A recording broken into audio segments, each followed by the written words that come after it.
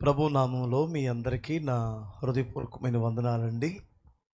మరి మా ప్రియ తమ్ముడు దైవజనుడు విజయ్ ప్రసాద్ రెడ్డి గారికి నా నిండు వందనాలండి.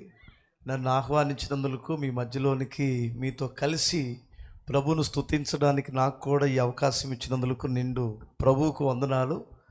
మరి దైవజనుల తమ్ముళ్ళకు కూడా నిండు వందనాలు. మరి ఎందుకంటే ముఖ్యంగా ఒక మాట, నాకు విజయప్రసాద్ రెడ్డి గారిని చూసిన వెంటనే ఎంత సంతోషంగా ఉంటుందంటే, మేము వన్నెస్లో కలిసిన దగ్గర నుండి మా మనసులు కలిసిపోయినాయి.